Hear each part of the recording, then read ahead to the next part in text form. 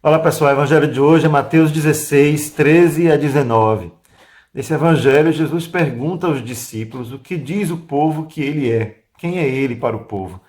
Os discípulos respondem a opinião das pessoas, mas Jesus está interessado na opinião deles. E para vocês, quem eu sou? E é então que Pedro diz: Tu és o Messias, o Filho de Deus.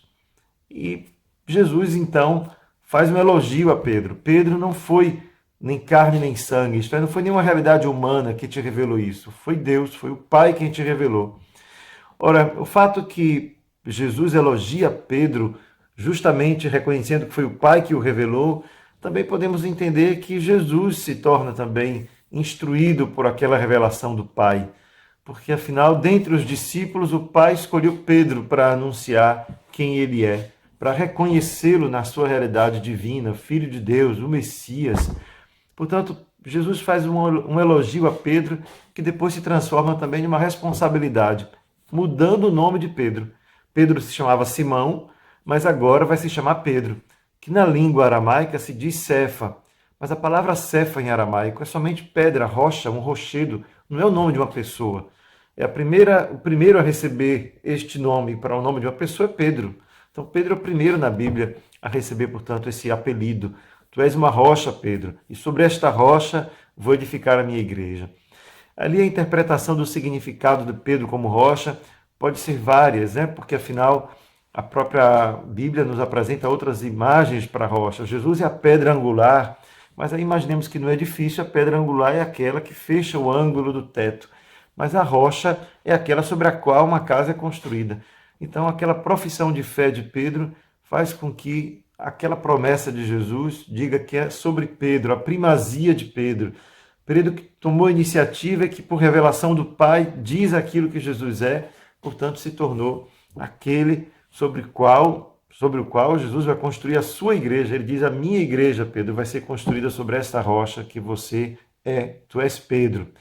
Mas Jesus diz mais que as forças do mal, isto é, o império da morte, a gente pode chamar vários nomes, porque afinal é uma expressão aramaica que quer dizer um pouco isso. Nós traduzimos por as forças do inferno, mas ali a gente precisava entender que era mais do que a ideia do inferno como nós hoje cristãos elaboramos, porque na época não existia essa ideia do inferno como hoje temos.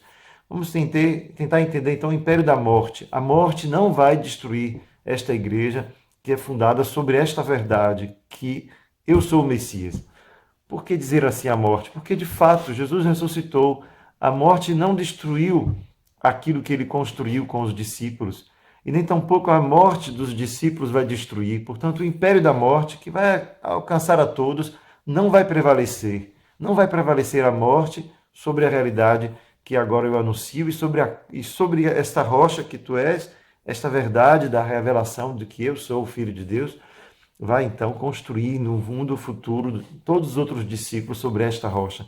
Então veja como Pedro se torna ali, portanto, o primeiro entre os discípulos, que ao mesmo tempo que revela aquilo que Jesus é, revela para Jesus que ele é o escolhido do Pai.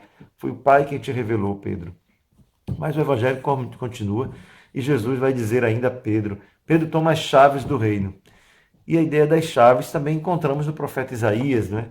Onde tinha ali Aquim, que era um guardião do templo. Ele recebeu a chave, só ele abria, só ele fechava. E essa ideia das chaves também a gente encontra no próprio Mateus mais adiante, né? Quando fala que a comunidade, aquilo que a comunidade ligar na terra será ligado no céu. Não, que desligar na terra será desligado no céu. Nos fazendo entender que a ideia das chaves pode também ter muitas interpretações. O próprio Mateus utiliza a mesma imagem para falar da comunidade, não é? Aquilo que é perdoado pela comunidade será perdoado também no céu. Isto é a ideia de Pedro como administrador, o administrador, aquele que organiza a comunidade, aquele que é capaz, portanto, de ter o discernimento, assim como ele teve o discernimento de quem era Jesus, a ele também será dada essa força. Portanto, é uma relação de unidade, de comunhão. Não é talvez aquilo que muitas vezes na doutrina foi muito enfatizado, não é Pedro como aquele capaz de excomungar, que eliminar, que tira da comunidade. Não, é aquele que reúne, aquele que liga, aquele que é capaz de, portanto, de ser o mordomo do céu. Então é nesse sentido que Jesus tenta propor a imagem de Pedro como aquele que, tendo reconhecido a Jesus como Messias, também se tornou um elo de comunhão, de ligação entre todos. E é por isso que também hoje, celebrando Pedro, celebramos o dom que é para a nossa igreja, a ideia do Papa como esse que continua o mistério, o ministério de Pedro, né? Que administra a comunhão, que administra a nossa igreja como aquele que recebeu de Deus uma inspiração, uma graça especial. É assim que a gente diz. Por isso que quando nós hoje celebramos a festa de São Pedro, queremos também pedir a Deus que nos dê o dom da unidade, né? Que nós possamos continuar construindo sobre esta rocha que é Pedro. Bem, o evangelho de hoje é um evangelho bem catequético, né? Que pode nos ajudar, quem sabe, a refletir sobre as coisas que acreditamos na nossa igreja.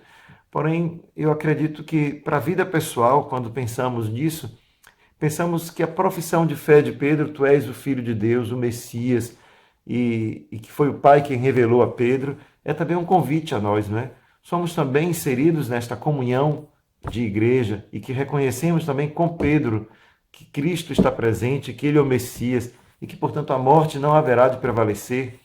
E com isso podemos tentar nos livrar, nos combater o medo que tantas vezes nos apavora, né? O medo da morte, o medo do futuro, o medo, a inseguridade, a insegurança na vida.